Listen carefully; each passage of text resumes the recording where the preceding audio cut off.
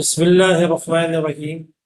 अस्सलामु अलैकुम वरहमतुल्लाहि वबरकातुहू।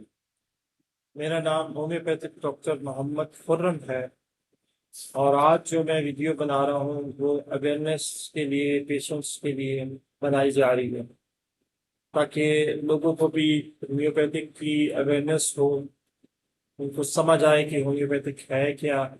तो उसके ऊपर ये वीडियो बन रही है।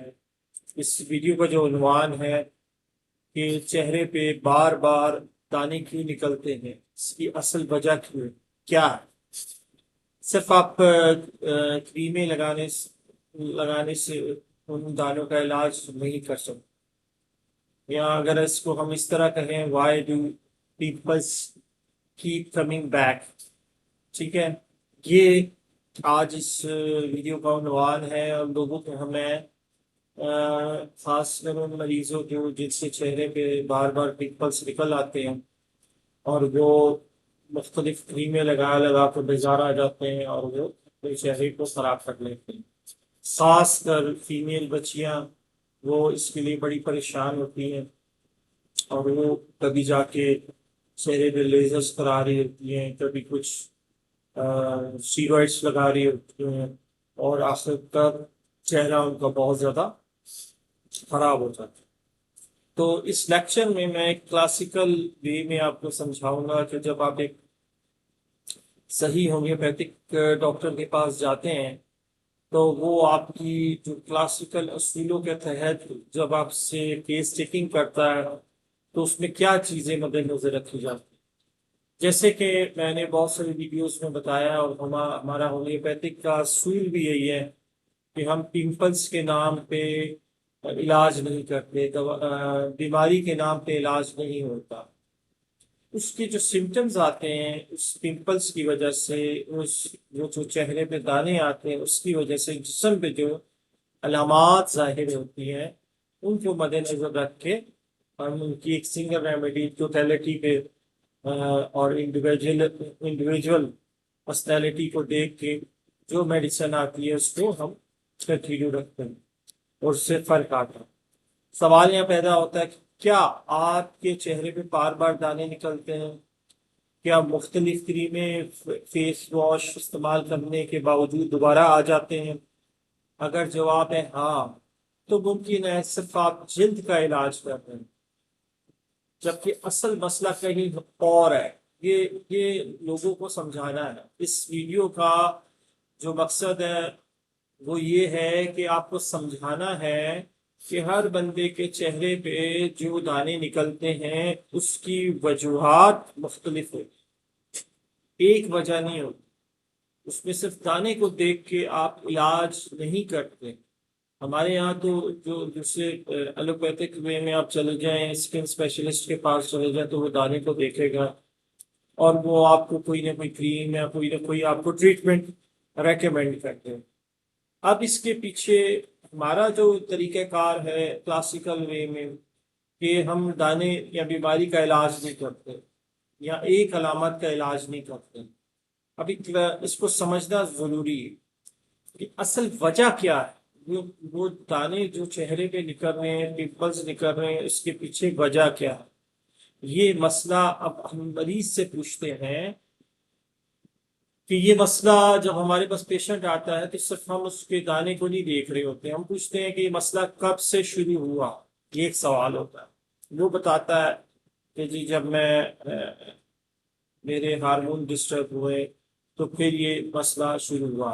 कई लोग कहते हैं कि जी मैं एंजाइटी में या डिप्रेशन, मैंने कोई ऐसी बात ले ली तो उसकी बाद से मुझे चेहरे पे पिंपल्स पिंपल्स निकलना शुरू हो गए। फिर सवाल होता है कि जी आप किस उम्र में दाने आपको स्टार्ट हुए। ये सवाल बहुत जरूरी होते हैं और किन चीजों से बढ़ जाते हैं और किन चीजों से कम हो जाता है दाने। कई दफा कई बच्चियां स्ट्रेस ज्यादा लेती तो आप देखेंगे कि उनके चेहरे पे पिंपल्स ज्यादा आने शुरू हो जाते हैं।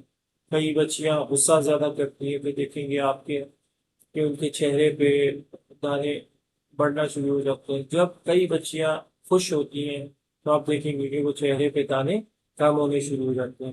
कई दफा हम एक सवाल ये करते हैं कि आपकी नींद कैसी है। कई दफा नींद की डिस्टरबेंस की वजह से भी चेहरे पे दाने और पिंपल्स निकलते हैं। भूख प्यास, हाजमा, डाइजेस्ट सिस्टम कैसा है, कई लोग पानी कम पीते हैं या डाइजेस्ट सिस्टम उनका ठीक नहीं होता, तो उस वजह से भी ये प्रॉब्लम होती है। जहनी दबाव, रोजमर्रा की जो जिंदगी है उसको हम सुनते हैं पेशेंट से कि वो बताता है कि उसकी रोजमर्रा की जिंदगी में कितना स्ट्रेस है, कितनी एंजाइटी है। सास बहू जो होती है, बहू को खास कर एंजाइटी, डिप्रेशन, एंजाइटी होना शुरू हो जाती है और चेहरे पे ये होता है। इसी तरह खवातीन का जो साइकिल होता है वो डिस्टर्ब हो जाता है, हार्मोन्स डिस्टर्बेंस होनी शुरू हो जाती है। कई दफा हार्मोन्स की टैबलेट्स लेने से भी चेहरे पे बाल और दाने निकलना शुरू हो जाते हैं। और कई दफा ये भी होता है कि ये बीमारियां पीछे से चली आ रही होती है, जिसको हम बर्थ हिस्ट्री भी कहते हैं, जिसको हम फैमिली हिस्ट्री भी कहते हैं, ये होम्योपैथिक में हम लाजमी लेते हैं। अब देखें, एक चेहरे पे पिंपल है और उस पिंपल के पीछे कितनी बड़ी केस टेकिंग की जा रही होती है। आप देखते हैं कि कई लोग गैर मतवाज़िन ग़िज़ा ले रहे होते हैं, पैकेट्स वाली चीज़ें ले रहे होते हैं, ऐसी चीज़ें ले रही होते हैं जिसमें हार्मोन्स की डिस्टर्बेंस पैदा होती है। उस वजह से भी चेहरे पे दाने निकलना शुरू हो जाते हैं। फिर आप उनसे पूछते हैं कि आपकी जिल्द खुश्क रहती है या ऑयली रहती है, तो पेशेंट आके बताती है हमें या बताता है हमें कि जिस चेहरे पे मेरे ऑयल स्प्रेट हो रहा होता है, ऐसे लगता है चेहरे पे हाथ लगाओ तो ऐसे लगता है ऑयल है। ठीक है, ये हम PQRS सिम्टम्स लेते हैं। और बाज बात इसमें कई पेशेंट आके कहते हैं नहीं, चेहरे पे बहुत ज्यादा खुश्की हो जाती है, ऐसे लगता है जैसे पापड़ी बन के स्किन जो है फट रही है। तो जब भी आप किसी क्लासिकल होम्योपैथिक डॉक्टर के पास जाएं, क्लासिकल को इस सूरत में समझे कि जो हनीमन के असूल हैं, जो सिंगल रेमेडी के असूल हैं और जो ओरिजिनल होम्योपैथिक का इलाज करते हैं, उसको क्लासिकल डॉक्टर का नाम दिया गया। तो वो आपने मद्देनजर रखना है। इसी तरह मरीज की खुराक, उसका मुनासिब नींद, फिर आपने उसको बताना है कि आप बार बार हाथ तो नहीं धोते। ठीक है, बार बार कई लोग चेहरा धोने लग जाते हैं, ये भी सिम्टम्स है। अब ये सिम्टम्स पेशेंट में मुख्तलिफ होंगे, हर पेशेंट जो होगा उसके अंदर ये सिम्टम्स मुख्तलिफ होंगे। अब आपके अगर चेहरे पे बार बार पिंपल्स निकल रहे हैं, तो आप पहले सोचें कि उस क्यों नहीं कर रहे हैं और उसके पीछे वजह क्या है। ये जब आप डॉक्टर के पास जाएंगे तो ये जहन में आपकी चीजें होनी चाहिए कि मुझे डॉक्टर को जाके बताना है। ठीक है ना। और अगर मैं चाहती हूँ या मैं चाहता हूँ कि मेरे सही तरीके से ये मैं इस चीज से मेरी जान छूट जाए, तो आप होम्योपैथिक को समझे। होम्योपैथिक डॉक्टर के पास जाने से पहले आपको अवेयरनेस होनी चाहिए कि मैं एक होम्योपैथिक डॉक्टर के पास जा रही हूँ, अपनी स्किन चेक कराने जा रही हूँ, तो मुझे किन किन चीज़ों को जहन में रख के डॉक्टर को इंफॉर्मेशन दें। अब आपको जैसे पता है कि सेल्फ मेडिकेशन जो होती हैं वो किसी जगह पे भी अलाउ नहीं है, और हमारे होम्योपैथिक में तो वैसे भी अलाउ नहीं।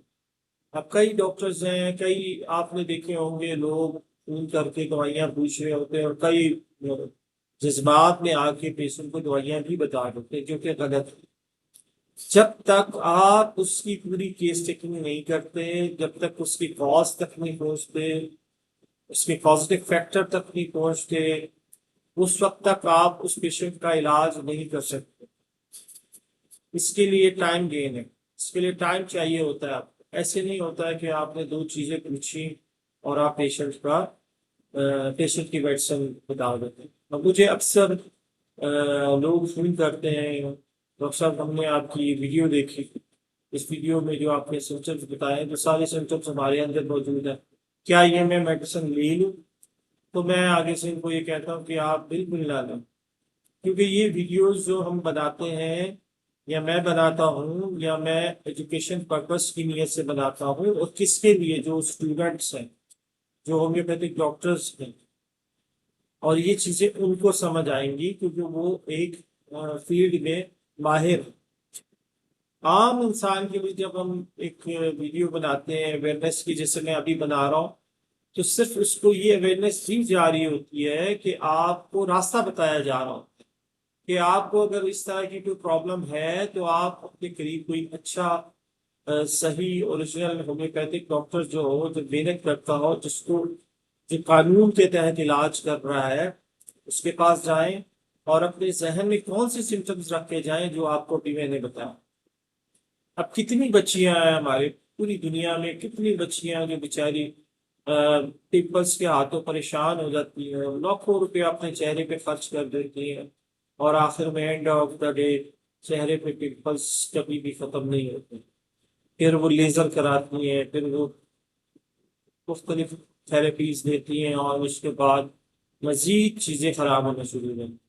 क्योंकि जब भी कोई भी सिम्टम बीमारी आपके जिस्म में होती है तो उसके सिम्टम्स वाजिया तौर पे बॉडी के ऊपर जाहिर होते हैं।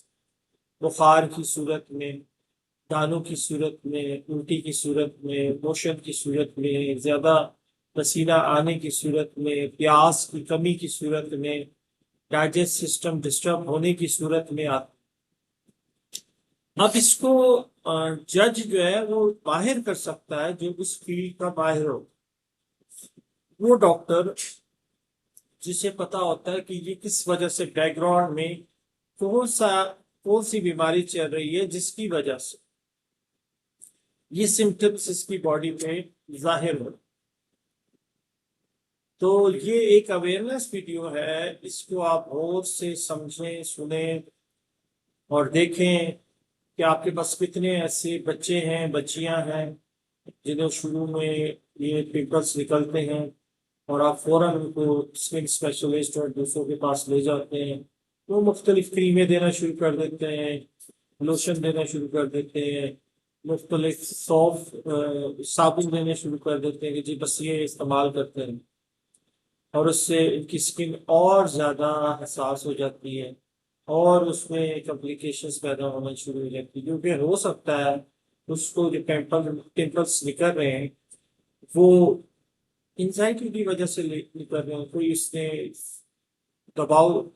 कई बच्चियां स्कूल जाती हैं, कॉलेज जाती हैं, वो अपनी पढ़ाई का स्ट्रेस लेती हैं, और उसकी वजह से फिर उनके पिंपल्स ज़्यादा होना शुरू हो जाते हैं, दाने निकलते हैं चेहरे पे बहुत ज्यादा, चेहरे पे वाजिया होना शुरू हो जाते हैं।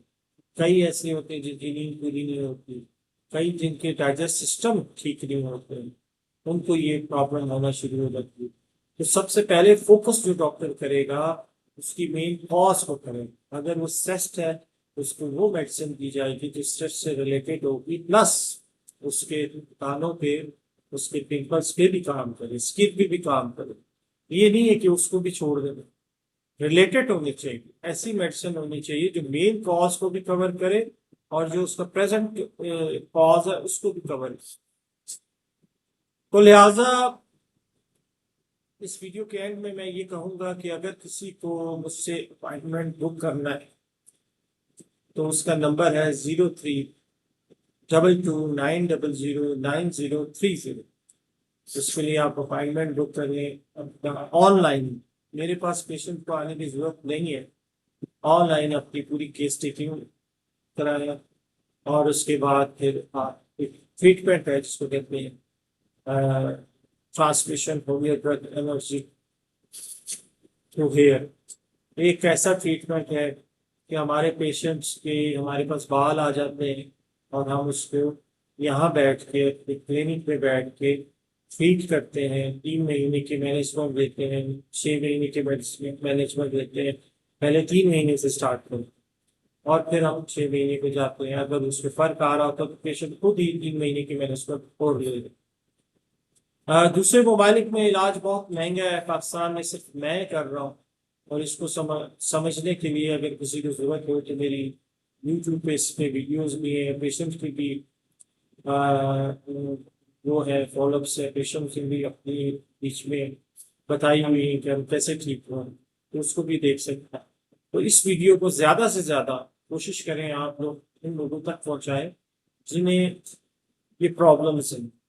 जरूरी नहीं हो मुझसे इलाज कराएं, मैंने सिर्फ शुरू में एक चीज बता दी आपको कि ऐसा डॉक्टर हो जो क्लासिकल वे में इलाज करे, जो ओरिजिनल होम्योपैथिक के असूलों के मुताबिक इलाज करे। तो आपके करीब अगर वो मिलता है तो बिल्कुल आप जाएं, उनको स्टिकिंग दें और आप होम्योपैथिक की तरफ आएं। इसमें इसके साइड इफेक्ट कम है, इसमें नुकसानात कम है, और इसमें इंशाल्लाह ताला बड़े अच्छे फायदे आते हैं। तो ये चीज़ देखें, ये अवेयरनेस की वीडियो है, इसको अवेयरनेस के तौर पे आप ध्यान में रखें, ये कोई पब्लिसिटी नहीं है। ठीक है जी। तो ये नंबर मैंने बता भी दिया है, मेंशन भी कर दूंगा। अगर किसी को सवाल होगा तो बिल्कुल वो भी सवाल कर सकता है। तो मैं ज़रूर हर पेशेंट का, हर स्टूडेंट का, हर होम्योपैथिक डॉक्टर का मैं फ़ोन ज़रूर उठाता हूँ।